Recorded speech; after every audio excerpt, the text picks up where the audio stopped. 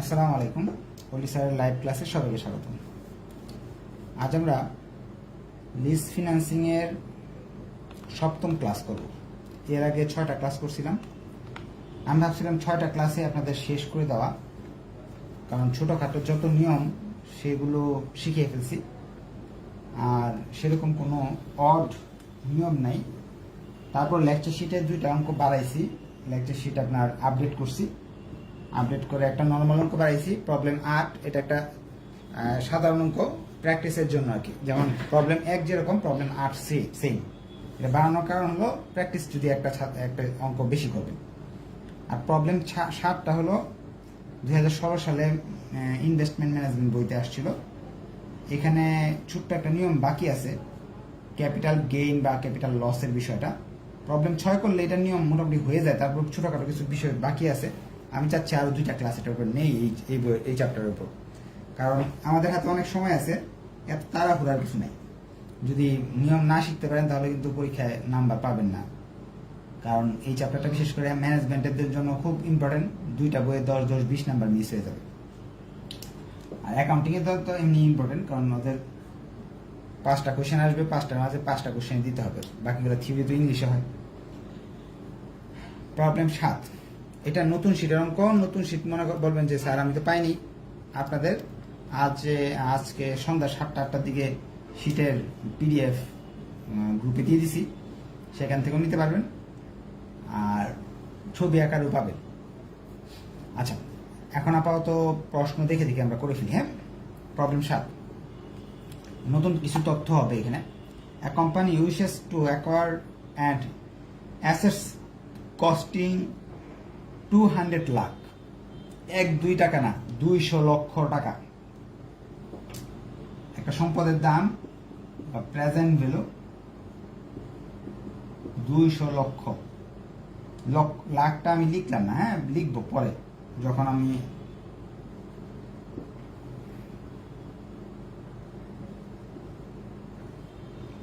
শূন্য লাখ লিখতে যতটুকু শূন্য লাগবে তো লিখি ফেলি। আচ্ছা, 5টা শূন্য লাগবে, 200 লক্ষ।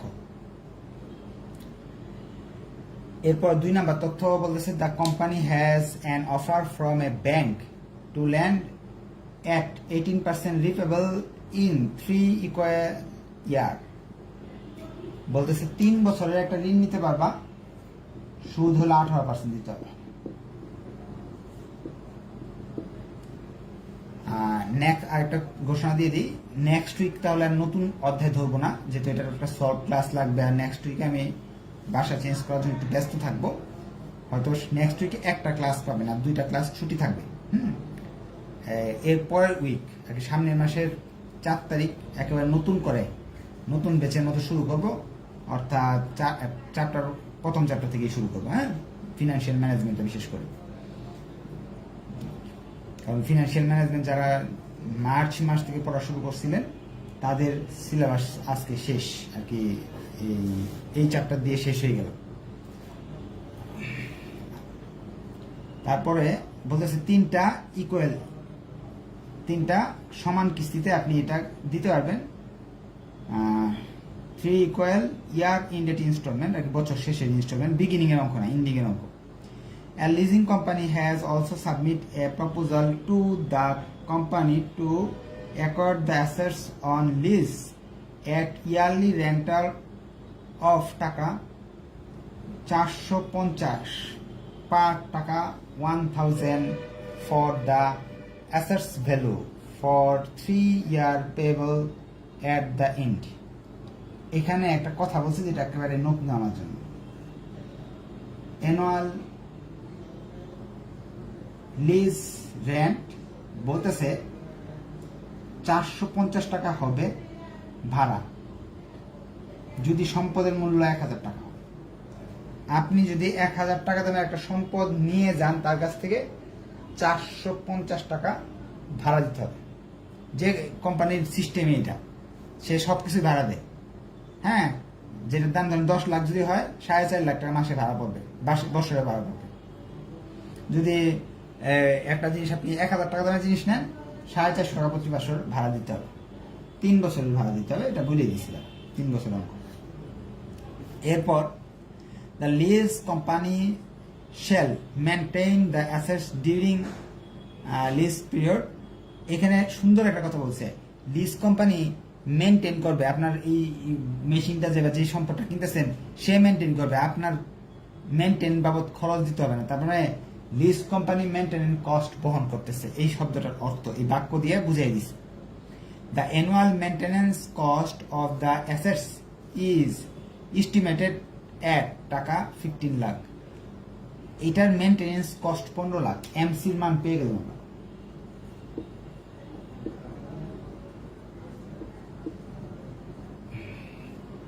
আমরা। এরপর the rate of depreciation allowable of tax proposal is 15% on written down value। অর্থাৎ ক্রমহ্রাসমান জের পদ্ধতি WDV রিটেন ডাউন ভ্যালু গত যেই পদ্ধতি শিখাইছিলাম ওইভাবে অবচয় ধরতে হবে। কত পার্সেন্ট? 50%। 6 নম্বর তথ্য, depreciation 50% per year. The expected salvage value of the assets is 15 lakh. SB 15 লক্ষ টাকা। SB এর মান 15 লাখ বলে দিছি প্রশ্নে। Tax rate 40%। ট্যাক্স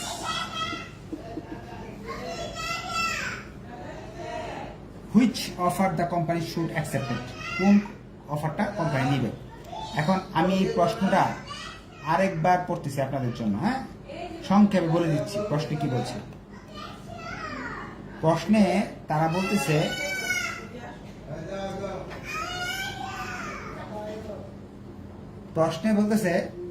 একটা মেশিন দরকার আপনার, বা একটা সম্পদ দরকার, মেশিন কথা বলেন, একটা সম্পদ দরকার যেটার দাম হলো 2 কোটি। 18% সুদ দিতে হবে যদি ব্যাংক থেকে ঋণ নেন। ব্যাংক কর্তৃপক্ষ 3 বছরের জন্য ঋণটা আপনাকে দিবে, এবং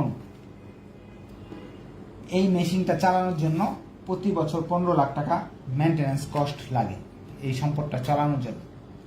যা লিজ যদি নেন তাহলে লিজের মালিক সেই মেনটেনটা করবে। লিজের মালিক বলছে ভাড়া আমরা নেই এইভাবে, সম্পদের মাল যদি দাম যদি 1000 হয় 450 টাকা দিতে হবে ভাড়া প্রতি বছর। অবচয় 50% ধরতে হবে। রিটার্ন ডাউন ভ্যালু অর্থাৎ এটার অর্থ হলো ক্রমহ্রাসমান যে পদ্ধতি। প্রশ্নে বলছে এই সম্পদটা যখন ভাঙাই দোকানে বিক্রি করবেন 15 লাখ টাকা পেয়ে যাবেন, সরকারকে ট্যাক্স দিতে হবে 40%। আরো 2টা তথ্য আমাদের নাই, সেগুলো আমাকে বের করতে হবে। 1 নাম্বার হলো প্রেজেন্ট কি বলে অ্যানুয়াল লোন পেমেন্ট আর ডিএফ, এগুলো বের করে ফেলবো ওয়ার্কিং করে। 1 number working annual loan payment একেবারে ইজিলি বের করতে পারবো, যেহেতু ইন্ডিং এর অঙ্ক বিগিনিং এর না। আমরা লিখবো লোন লিখবো অথবা কস্ট লিখবো অথবা পিভিএ লিখবো, গুণ I 1 - 1 1 1 1 I to the power N. লোনের মান হলো 200 লক্ষ অর্থাৎ 2 কোটি। আয়ের মান 18% মানে 0.18।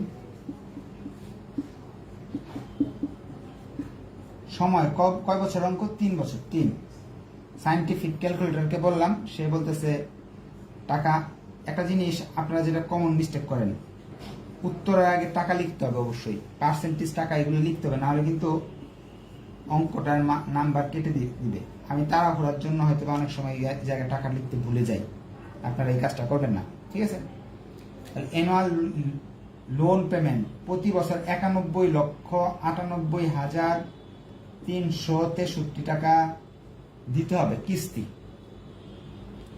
আমি যারা ক্যাপ্টেন আছেন তাদের বলছি বা অনুরোধ করছি যে হ্যান্ড রাইজ করতে, যাতে আপনাদের আমি করে দিতে পারি, কো-হোস্ট বানিয়ে দিতে পারি।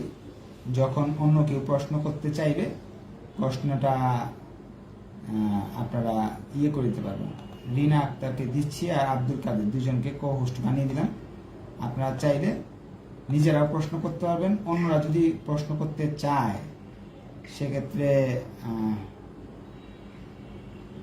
একটা জিনিস আমি ভুল লিখছি, সেলভেজ ভ্যালু 15 লাখ লিখে ফেলছি, আসলে 35 লাখ। এটা কমেন্ট মাত্র চ্যাট বক্সে বলে দিব।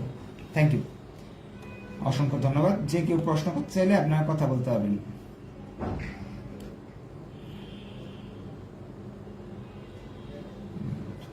একজন প্রশ্ন বলতেছে, স্যার মিড টার্ম ফিনান্সিং এর ম্যাথগুলা কোথায়?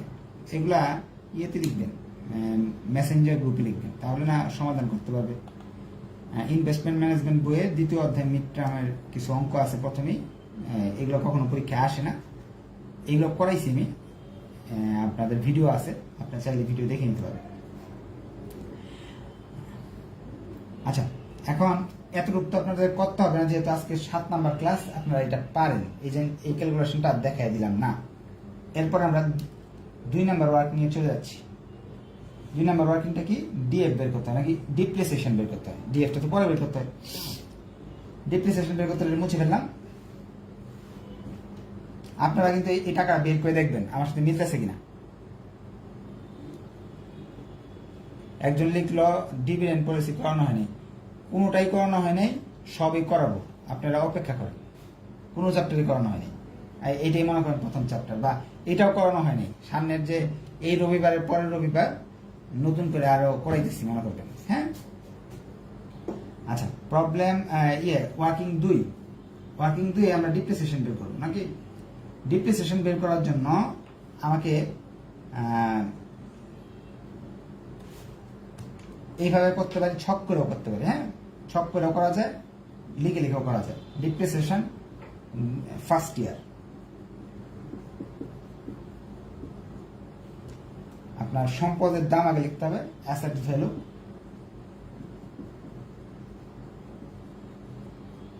অ্যাসেট ভ্যালু হলো 200 লক্ষ, আগে 2 কোটি। এই 2 কোটির 50% হলো অবচয়।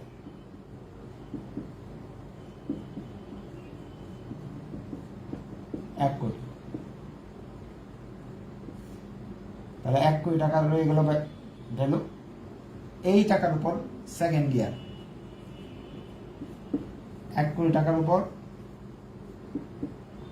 আপনাকে 50% ধরতে হবে, 50 লাখ থাকলো 50 লক্ষ। থার্ড ইয়ার এই 50 লক্ষ টাকার উপর 50%, 25 লক্ষ, তাহলে থাকতেছে হলো 25 লাখ। এটা কিন্তু সেলভেজ ভ্যালু হওয়ার কথা ছিল, কিন্তু প্রশ্নে বলেছে সেলভেজ ভ্যালু 35 লাখ। তারা বলেছে সেলভেজ ভ্যালু 35 লক্ষ। এতে একটা ভেজাল বাড়তেছে। আমি হিসাব করে দিয়েছি 25 লক্ষ আমার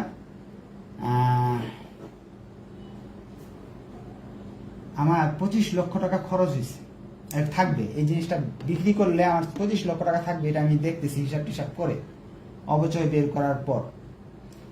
এখন কিন্তু প্রশ্নে বলেছে 35 লাখ টাকা দিয়ে বেচা যাবে, তার মানে 10 লাখ টাকা বেশি পাবেন না। এই 10 লক্ষ টাকা হলো ক্যাপিটাল গেইন বলা হয়। এই 10 লক্ষ টাকায় বেশি দামে যখন আপনি সম্পদটা সেলভেজ ভ্যালুর চেয়ে বেশি দামে বিক্রি করবেন, এটার নাম হলো ক্যাপিটাল গেইন। মানে 11 নম্বর তথ্য, নতুন একটা তথ্য পাইলাম, ক্যাপিটাল গেইন। ক্যাপিটাল গেইন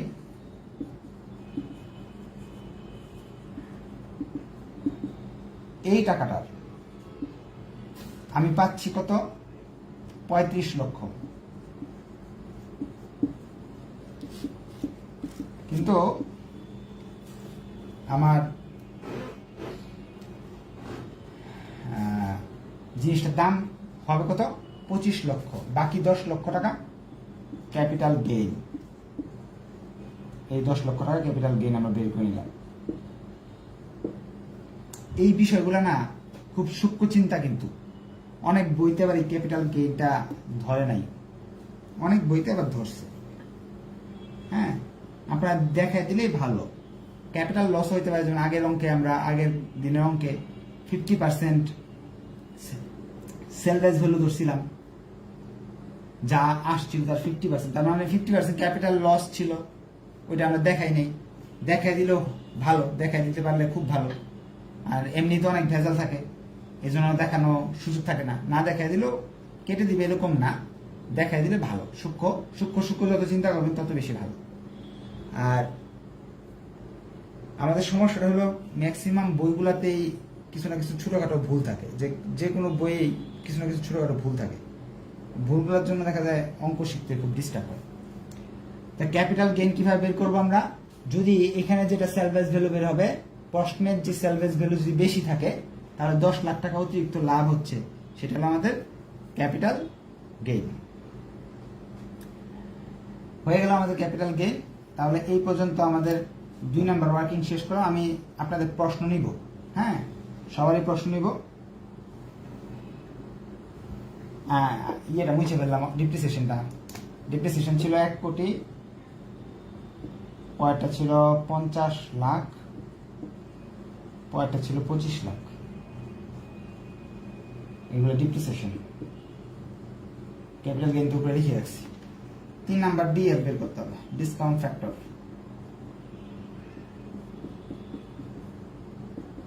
আয়ের মান হলো 18%, 0.18। ট্যাক্স হলো ট্যাক্স 40%। 18 40% আসে মানে 10.0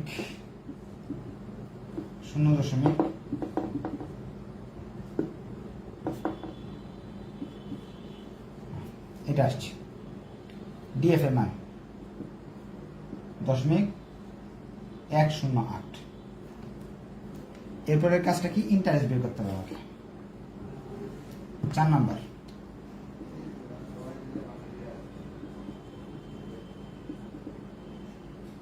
ইন্টারেস্ট 1 2 3 4 5 ইয়ার 1 2 3। এখানে কি লিখবো? Annual loan payment, annual beginning balance, annual loan payment, interest, ending balance, principal payment, ending balance. প্রথমে 200 কোটি টাকা, 2 কোটি টাকা, আর আপনি দিচ্ছেন কত? ঘরগুলো আরো বড় বড় করা ছিল, এখান থেকে লিখি, জায়গা হবে না তো, এই জন্য একটু ছোট করে লিখতেছি, এটা বুঝে নেবেন। হ্যাঁ, অ্যানুয়াল লোন পেমেন্ট প্রতি বছরই, এটা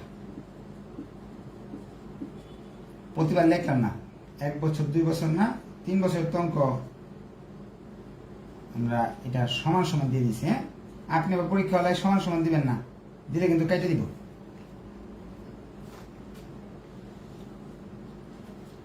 জায়গায় হয় না।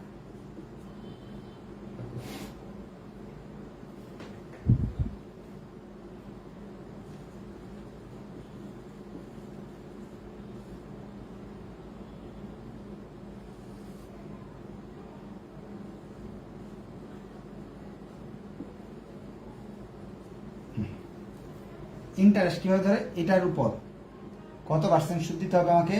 18%। সেই হিসাবে আসতেছে 36 লাখ টাকা। কি যে করবো বুঝতেছি না, জায়গায় হয় না। এখন এটা থেকে এটা বাদ দিলে, অর্থাৎ এটাতে 1 নাম্বার ঘর, এটা 2 নাম্বার, এটা 3 নাম্বার, এটা 4 নাম্বার, এটা 5 নাম্বার। 5 নাম্বার হলো 3 - 4। এটা থেকে বাদ দিলে যা থাকে এটা লিখতে হবে। এটা হইতেছে হলো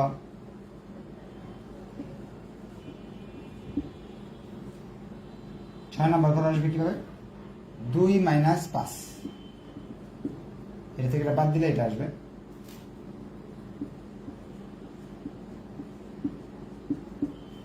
এই টাকাটা এখানে লিখতে হবে আবার।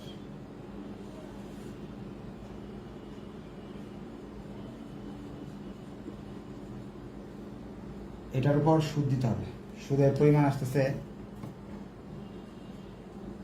25,92,200। এইখানে না লিখে নিচে লিখতেছি, বুঝে নিন। হ্যাঁ, প্রিন্সিপাল থাকলো এটা থেকে এটা বাদ দিলে প্রিন্সিপাল থাকে 14 লক্ষ, প্রিন্সিপাল থাকে 66 লক্ষ,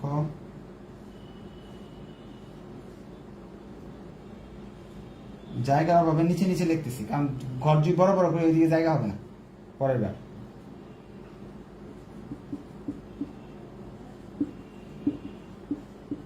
এটাই পাশে লিখব।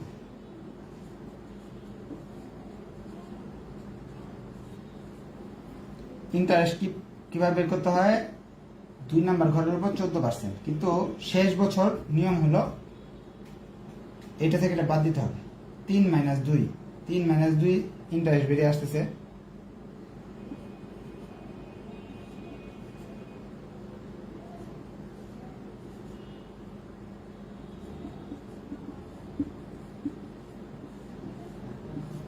শেষ। ইন্টারেস্ট বের করে ফেললাম আমরা। এখন 4 নাম্বার অপশন শেষ। 5 নাম্বারে আমাদের পিভি বের করতে হবে, প্রেজেন্ট ভ্যালু। প্রেজেন্ট ভ্যালু বের করতে হলে আমরা এগুলো মুছে ফেলতেছি।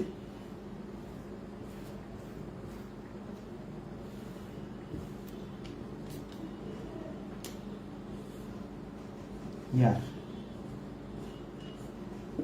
1, 2, 3। সবার প্রশ্ন নিব, আপনারা হতাশ হবেন না। অঙ্কটা শেষ করি, অনেক বড় অঙ্ক তো, মাঝখানে প্রশ্ন নিলে দেখা যাবে অঙ্কে ভুলে যাবে। ইন্টারেস্ট গুলো ভেঙে ভেঙে লিখছি, জায়গা নেই দেখে, আর এটা সমান সমান দিয়ে লিখছি। ইন্টারেস্ট করে ডিপ্রিসিয়েশন কই পাবো? এই যে এখানে আছে, 1 কোটি।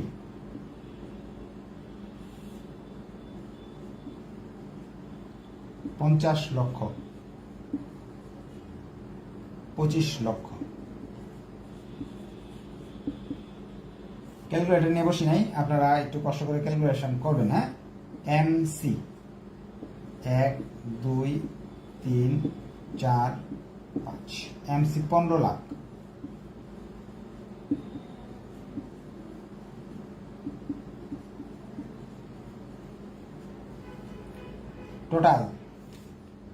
Total cost TC 3, 4, 5। Total cost আসে কত? টোটাল কস্ট 3টা বের করেন আপনারা। ট্যাক্স সেভ, আপনাদের কাজ দিলাম 6 নাম্বার ঘরের উপর ট্যাক্স সেভ হলো 40%। কেউ লিখছে দেখি তো টোটাল কস্ট?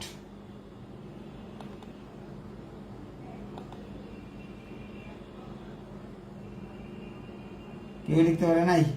হ্যাঁ, একজন লিখছে, অসংখ্য ধন্যবাদ। 1, 1, 8, 6, 0, 0, 0, 0, 0, অর্থাৎ 1,18,60,000। আচ্ছা, অন্যরা পারলে ইয়ে করেন। এটার উপর 40% ট্যাক্স, 40% ট্যাক্স আসে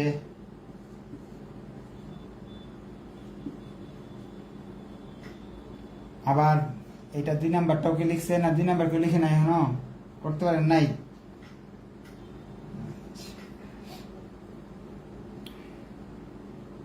আচ্ছা, এটা করবেন, 3টা ঘর যোগ করে এখানে নামাবেন। হ্যাঁ, 3টা ঘর যোগ করে এখানে নামাবেন। নিউ শিট গ্রুপে অনেক আগে দিয়ে দিছি, বুঝছেন? এটা আপনি গ্রুপে তো খোঁজ খবর নেন না, এই জন্য হয়তো জানেন না। অন্যদের জিজ্ঞেস করেন, গ্রুপে দেওয়া আছে।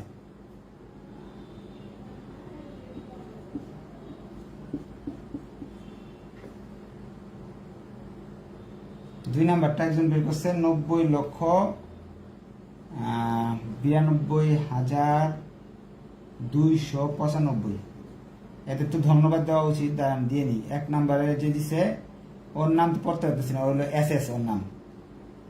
হ্যাঁ, 2 নাম্বারে যে দিছে এটা হলো মাহির আহমেদ। 3 নাম্বারটা যে দিছে সুস্মিতা। ওদের 3 জনকে অসংখ্য ধন্যবাদ। ট্যাক্স সেভ শেষ। এরপরে কি করতে হয়, 8 নাম্বার ঘর করতে হয় হলো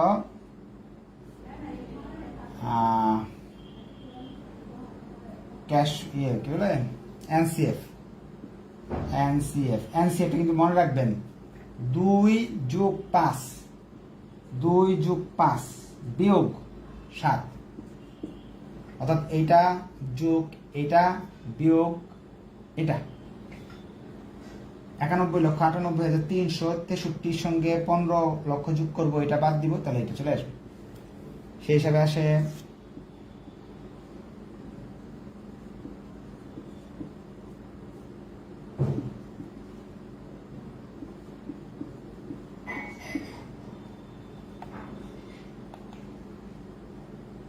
স্যার 9 এর আগে 2 হবে আর 5 এর আগে 3 হবে।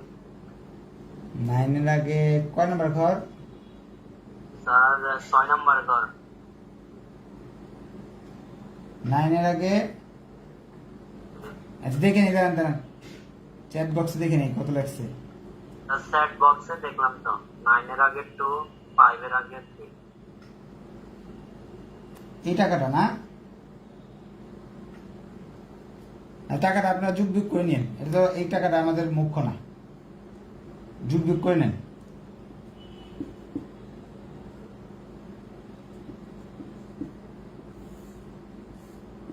ডিএফ ডিসকাউন্ট ফ্যাক্টর, 3 বছরের ডিসকাউন্ট ফ্যাক্টর বের করতে হবে। ডিএফ বের করব কিভাবে, 1/1 প্লাস এখানে এই যে ডিএফ এর মানটা বের হয়েছে কোথাটা লিখবো, এখানে পাওয়ার 1 দিব, তাহলে এটা বেরোবে।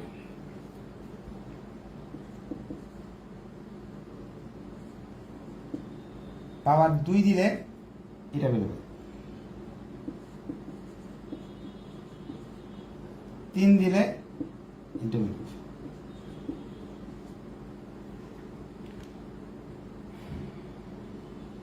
এখন এটা ছিল 9 নাম্বার ঘর। 10 নাম্বার ঘর করতে হলে 8 গুণ 9 PV present value. Present value বের করতে হলে আমাকে আসতেছে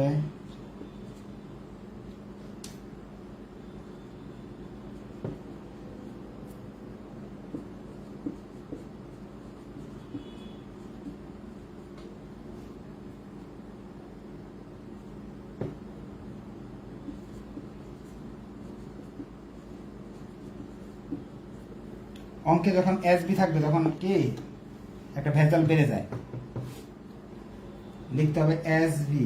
3 নম্বর বছরে এসবি থাকলে এসবির টাকা কত আছে, 35 লক্ষ। এনসিএফ এর ঘরে লিখবেন 35 লক্ষ এবং মাইনাস দিতে হবে, কারণ এই টাকাটা আপনার যাবে। এই ডিএফ এর ঘরে এটা লিখবেন 3 নম্বর বছরের ডিএফ, যা আসে লিখে ফেলবেন 25,73,200। 3 নম্বর বছরে ক্যাপিটাল গেইন। ক্যাপিটাল গেইন কি আপনার টাকা, আপনার 4 লক্ষ টাকা, 4 লক্ষ নাকি, আচ্ছা 4 লক্ষ টাকা। তার ক্যাপিটাল গেইনের বিষয়টা হয়েছে, ক্যাপিটাল গেইন তো ট্যাক্স, ক্যাপিটাল গেইনের উপর ট্যাক্স দিতে হবে, কারণ যে কোনো মুনাফার উপর কি হয়, ট্যাক্স দিতে হয়। যেমন এখানে আপনার এই যে কোনো লাভ করলেন, হ্যাঁ, সেটার উপর ট্যাক্স দিতে হয়। এখন খরচ করলে ট্যাক্স কি করতে হয় দেখেন, এটা কি শিখার নতুন জিনিস আছে। খরচ করলে ট্যাক্স সেভ হয়, আর আয় করলে ট্যাক্স দিতে হয়। এই যে আপনি 10 লক্ষ টাকা আয় করলেন, এটার উপর ট্যাক্স দিতে হবে। এখন ট্যাক্স যদি দিতে যান তাহলে আপনার কি হবে, খরচ বেড়ে যাবে। তাহলে ক্যাপিটাল গেইনের উপর ট্যাক্সটা কত দিতে হবে আপনাকে, 40% ট্যাক্স দিতে হইলে আসতেছে হলো 4 লাখ। এই 4 লাখ টাকা, এই 4 লাখ টাকা আপনার অতিরিক্ত দিতে হচ্ছে। এটা টাকাটা দিতে হচ্ছে যেহেতু আমি এই 4 লাখ টাকা এখানে দেখাইতে হবে আবার।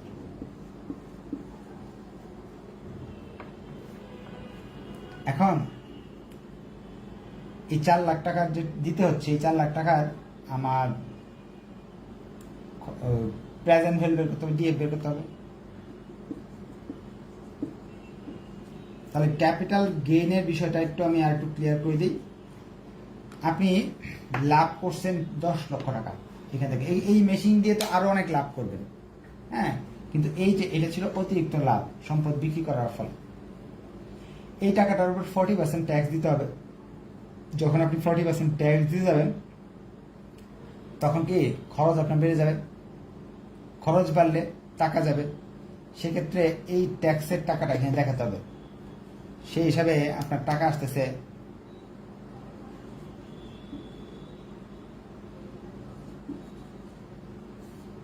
সব যোগ বিয়োগ করলাম 13,95,000 নাকি 1,53,53,889। মাইক অন করে দিয়েছি, কার কি কোয়েশ্চেন আছে কোয়েশ্চেন করতে পারেন।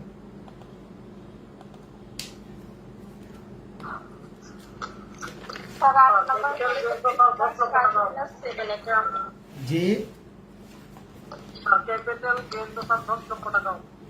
10 লক্ষ টাকা তো ক্যাপিটাল গেইন করেছেন আপনি, এই ব্যবসা থেকে তো আরো লাভ করবেন। জিনিসটা কিনছেন এই তো লাভ করার জন্য। এখন ক্যাপিটাল গেইন করলে যে আপনাকে অতিরিক্ত 40% ট্যাক্স দিতে হবে, তাহলে আপনার টাকা যাবে 4 লক্ষ টাকা। ওই 4 লক্ষ টাকা এখানে আপনাকে দেখাতে হবে। ক্যাপিটাল লস তো হইতে পারে, তখন কি হবে?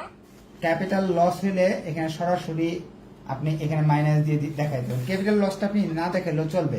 স্যালভেজ ভ্যালু যেরকম আসে না, স্যালভেজ ভ্যালুর নিচে ক্যাপিটাল লস হলে পুরো সম্পূর্ণ টাকা যে অতিরিক্ত লস হচ্ছে, টাকা যাচ্ছে, পুরো টাকাটাই দেখাই দেবেন।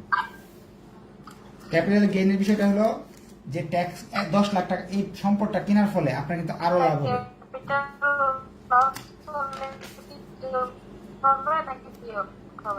আচ্ছা, ক্যাপিটাল লসের বিষয়টা হলো, যদি ক্যাপিটাল লসের একটা তাহলে অঙ্ক আমি আপনার করাই দিব, এরকম অঙ্ক তো আসলে থাকে না।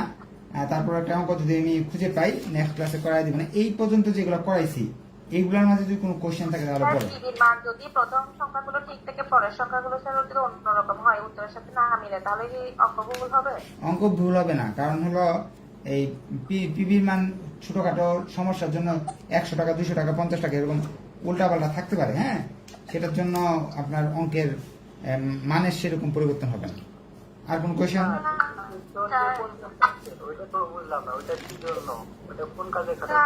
ডিপ্রিসিয়েশন 50% যে ছিল এটা দিয়ে তো এই ডিপ্রিসিয়েশন গুলো বের করলাম। এই যে 1,50,00,000 25 লাখ, এটা কি ওয়ার্কিং নাম্বার 2 তে এই ডিপ্রিসিয়েশন 50% ব্যবহার করছি।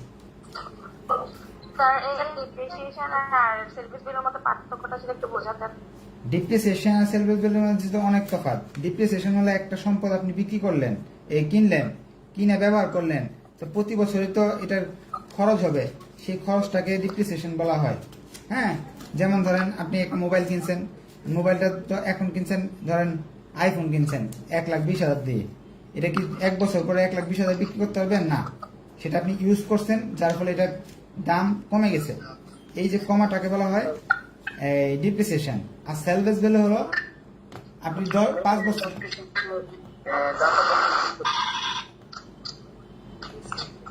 আর সেলভেজ ভ্যালু জিনিসটা হলো এই যে ব্যবহার করার পরে এক সময় এটাকে আপনি বিক্রি করে দিলেন।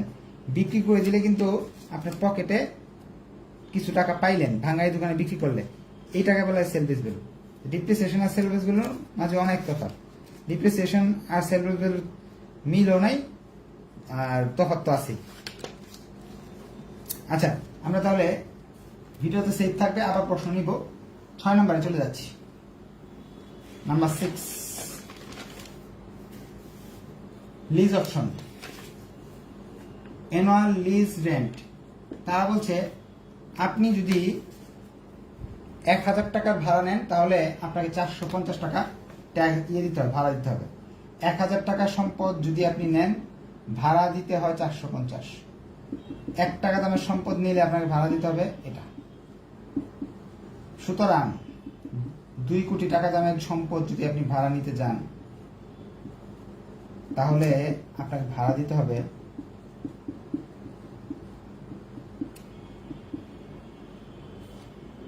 ঐকিক নিয়মে করে ফেললাম এই ব্যাখ্যাটা তো আপনার দেওয়ার দরকার নাই, আপনি এভাবে লিখে দেবেন 450 ভাগ 1000 গুণ 2 কোটি আসতেছে হলো 90 লক্ষ টাকা। এখান থেকে মেনটেন্যান্স কস্ট বাদ দিতে হবে, কারণ মেনটেন্যান্স কস্টটা কে বহন করবে?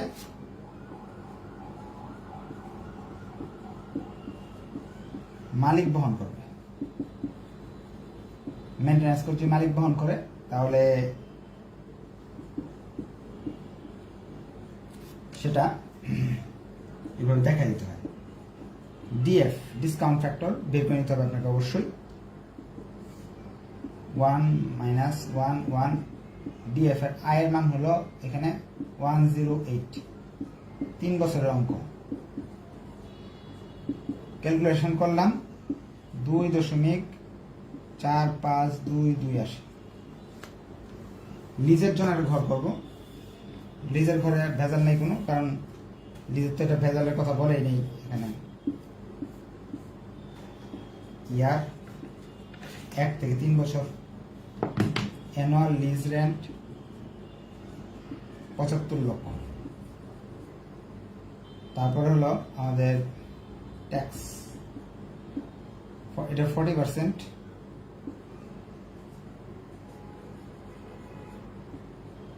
এরপর হলো এনসিএফ 45%, 45। ডিএফ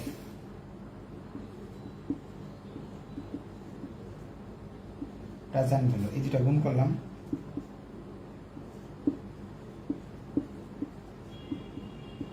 $1,10,00,000 টাকা আসতেছে, আর এখানে 1,39,00,000 টাকা আসতেছে। সেই হিসাবে আপনি লিজ অপশনে গেলে খুব ভালো হবে, আপনার টাকা অনেক সেভ হবে। প্রশ্ন নেওয়ার জন্য মাইকটা অন করে দিচ্ছি, আপনাদের যার যে প্রশ্ন আছে প্রশ্ন করতে পারেন।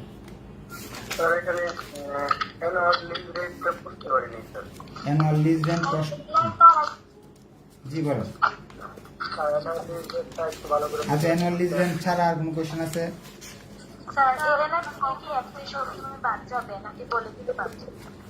বলে দিলে বাদ যাবে, না হলে তো বাদ যাবে না। যদি বলে দেয় যে ট্যাক্স এটা হয়েছে সেটা হয়েছে, তাহলে বাদ দিতে হবে, নাহলে বাদ দেওয়ার দরকার নেই। জি বলেন। যখন সমান হবে এরকম একসাথে না করে যদি পিভি এর মান দিয়ে করা হয় তাহলে কি ভুল হবে? কোনটা দিয়ে পিভি এর মান? মানে এই যে এটা না এই যে 8 নাম্বার ওয়ার্কিংটা 1 থেকে 3 মানে সমান, এটা আর ডিভিডেন্ড বলে না, ঠিক আছে? তাহলে এখানে যেভাবে করছি এটা না করে যদি পিভি এর মান দিয়ে যে এ ভাগ আই মানে ওই সূত্র দিয়ে করা হয় তাহলে কি ভুল হবে? এ ভাগ আই না, ভুল হবে না, আপনি ওইভাবে করতে পারেন। হ্যাঁ, ক্যাপিটাল গেইন কখনো যদি সেলভেজ ভ্যালু আপনি হিসাব করে বের করলেন। বলেন। নেট লেস যে পেমেন্টটা মানে 6 নাম্বারটা বইয়ে দেখতেছি ট্যাক্স মুক্ত করার জন্য হচ্ছে 1 মাইনাস মানে ট্যাক্সের মানটা দেওয়া হয়, এটা কখন করা হয়? 1 মাইনাস শুনেন, এখানে 6 7 8 আমি ক্যাপিটাল গেইনের ব্যাপারটা ক্লিয়ার করতেছি।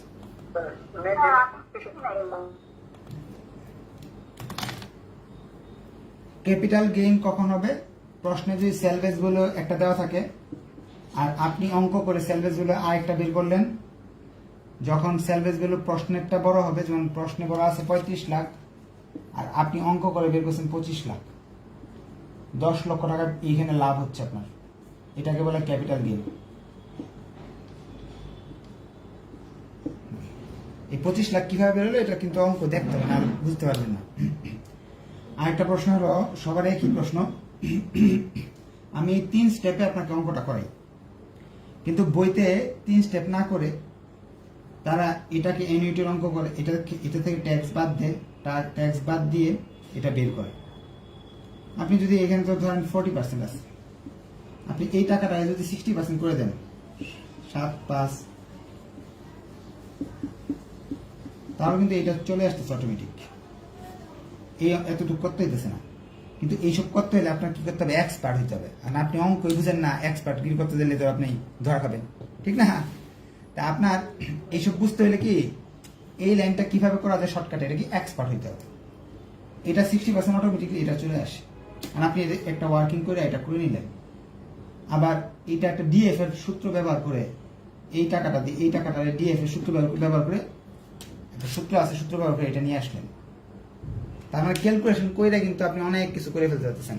20টা ক্যালকুলেশন করলেন, কইরা এই ছকটা করলেন। এটা কঠিন নাকি এই ছকটা করলে কিন্তু আপনার জন্য সহজ হয়, সব সময় সহজ হয়। আর যদি মনে করেন অন্য নিয়মে করে যাবেন, এই মানটাই আসবে, কিন্তু অনেকগুলা প্রক্রিয়াতে যেতে হবে। যেমন এখানে যা যা করছি, এরপরে এটার জন্য একটা সূত্র করতে হবে, এতটুকুর জন্য আরেকটা সূত্র করতে হবে, আরো প্যাচ আছে, প্যাচগুলো দিয়ে করা যাবে। সবগুলাই সঠিক, কোনোটাই ভুল নাই। এই টাকাটাই আসবে, হয়তো 10-20 টাকা কম বেশি আসতে পারে, কিন্তু আপনি সব নিয়মে বুঝবেন যখন আপনি এক্সপার্ট হবেন। আপনি একটা নিয়ম বুঝবেন না যদি আপনি সাধারণ যেটা করাইছি এটা যদি না বুঝেন, তাহলে কঠিনগুলো বুঝবেন না। আরো কোয়েশ্চেন নেওয়ার জন্য মাইক অন করে দিচ্ছি। স্যার একটা প্রশ্ন, এক এক করে প্রশ্ন করেন। বিয়ে পদ্ধতিতে হ্যাঁ বলেন। অনেক সময় স্যার দেখা যাচ্ছে যে হচ্ছে কি আমরা বছরেরটা বাইক করি, আমরা অনেক কত জিরো বাইক করি, তারপর 1 থেকে 4, তারপরে 5। তো এটা কখন কিভাবে বাইক করতে হবে? 1 থেকে 3 একেবারে কখন করবো? আর হচ্ছে প্রথমে জিরো, তারপরে হচ্ছে 1 থেকে 4, এরপরে 5, এটা কখন বাইক করবো? এটা হলো বিগিনিং লেখা থাকলে এইভাবে করতে হবে, আর এন্ডিং লেখা থাকলে এইভাবে করতে হবে। বলেন, আগের ক্লাস দেখেন, ভালো করে ক্লাস দেখা হয়েছে না? জি বলেন। মেইনটেনেন্স কস্ট দেওয়া থাকলে তো যেভাবে দেখাইছি এভাবে করতে হবে। আর এই যে এখান থেকে বাদ দিতে হবে, যে এই টাকা থেকে বাদ দিতে হবে। শুনেন আমি বলি আপনাদের, আমি এই শুনেন,